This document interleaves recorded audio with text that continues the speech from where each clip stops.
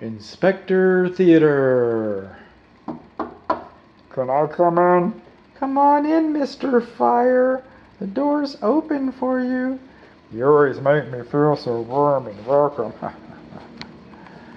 You'd think I would have gotten tired of that joke years ago. And I might be. But this door is supposed to have a self-closing spring on it. It wasn't required when the home was built. No, it should have a self-closing spring on it. But all the doors around here are no. And I get this one. It's in the way when I'm carrying in groceries. That's why I took my spring off. But the things you care most about are on this side of the door. You care about some of the things inside of here, but most of the things you care most about are on the other side of the door. You should have a spring that closes it, okay? So that the fire stays inside here for a little while. At least you have a starting, ghost of a chance. Coming along here. But that's not why we're here. We're here for the garage overhead doors. And this door, this is the east door. The home faces north. Okay? For whatever reason, this door opener has been decommissioned. It's been unplugged. It does not work. Okay? We're left with this door for the time being. So now it's locked because you got the closing mechanism up there. Maybe.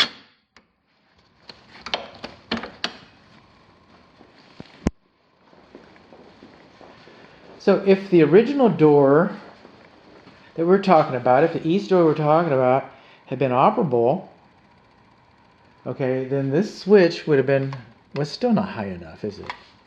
Okay, these switches, these controls should be further from the floor than 5 feet so little hands can't get up to them. We're supposed to have a warning notice posted next to the doors, but not hidden behind, next to the switches, but not hidden behind the switches.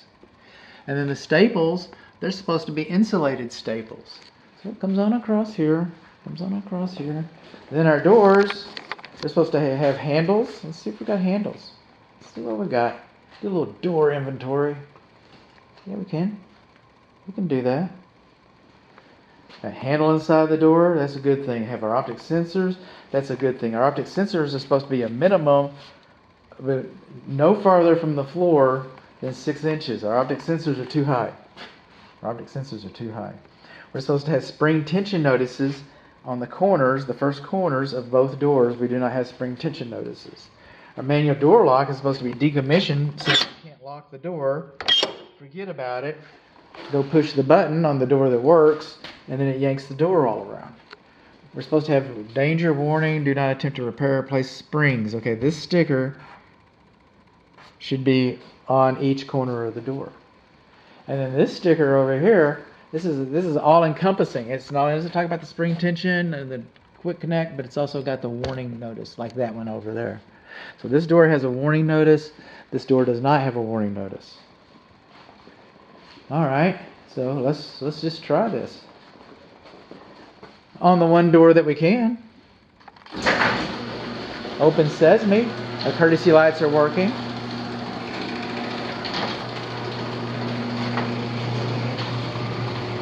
It's nice and quiet. It's kind of nice. Now, it wasn't required in 1983 that these are GFCI protected, and they're not. They're not GFCI protected, so there's that. Okay? So what else have we got?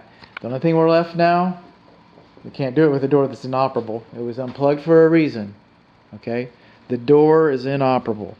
So we can do the safety reverse on this door. And on my inspection agreement, I made note, I'm looking. On my inspection agreement, I made note that I do not do block tests. I have instructions for a block test baked into the report.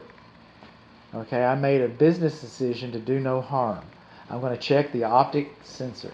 That's what I'm going to do. I come over here, I'm going to take my big flat zombie hoof, dance across the floor, and there we go. So we do know that the safety reverse works. We just did not do a block test.